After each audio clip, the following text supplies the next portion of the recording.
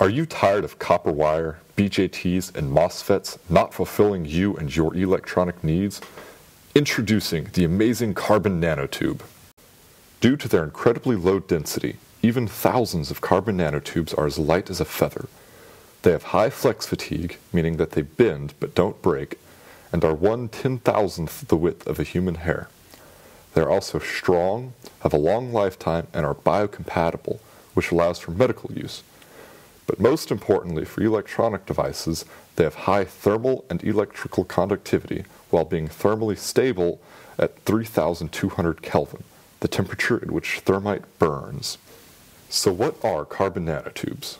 Well, carbon itself has many allotropes, meaning different structural forms, but CNTs have a very specific one-dimensional cylindrical structure which allows them to be as thin as possible.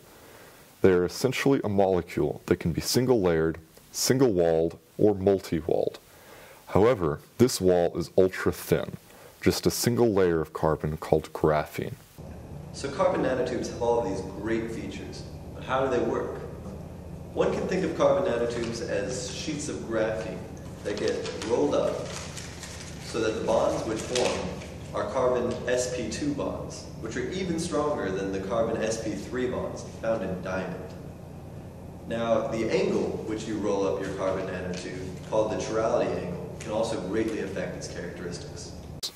There's the zigzag CNT, in which the bonds zigzag down, and the chiral CNT, in which bonds are asymmetrical, and armchair CNTs, in which bonds are in vertical pairs.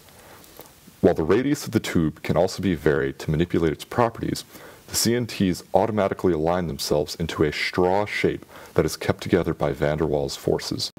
However, carbon nanotubes are not synthesized as simply as rolling up a sheet of graphene. Since even slight changes in the structure of carbon nanotubes will strongly affect its characteristics, we need to fabricate carbon nanotubes so that we have the ability to specify both its chirality angle and its radius. One of the most common ways of producing CNTs takes place inside of this heavy-duty titanium quartz shell. Inside of it, there is another protective foil of titanium carbon and quartz. This layer contains carbon monoxide at over 30 atmospheres of pressure and over 1,000 degrees. When the machine is running, the carbon monoxide goes through a compressor and reactor, which disproportionates the carbon monoxide into carbon and CO2. The CO2 is then removed, and this mixture is recycled into the system and recompressed. Then, the carbon monoxide and carbon move into a furnace compartment at thousands of degrees, in which a cold mixture of carbon monoxide and volatile iron molecules is injected. This mixing breaks up the volatile iron molecules into iron particles. It is the size and orientation of these particles that determines the size and properties of the carbon nanotubes grown. The grown nanotubes are sent to a collector where they resemble a fluffy and almost spongy material. These can be used in physical electronic devices called carbon nanotube field effect transistors, or CNT FETs. The carbon nanotube replaces the bulk silicon usually found in other FETs, and the layout ranges from an array of CNTs down to a single CNT to be used as the channel material. There are several types of CNT FETs, but one of the most common is a top-gated CNT FET. This specific geometrical layout starts with single-walled CNTs being produced and randomly deposited onto an oxide substrate. A scanning electron microscope finds an individual CNT and selects it. Source and drain are applied to either side of the isolated CNT.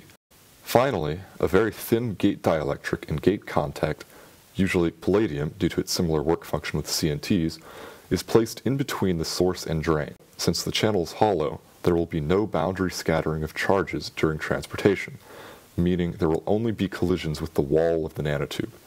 This leads to the fascinating occurrence of ballistic conduction, in which there is an unimpeded flow of charge traveling at non-relativistic speeds through the CNTs. These CNT FETs are useful in the real world because, compared to MOSFETs, they produce 3 times the number of amps per meter, twice the carrier velocity, 4 times the transconductance, and significantly higher current density and electron mobility.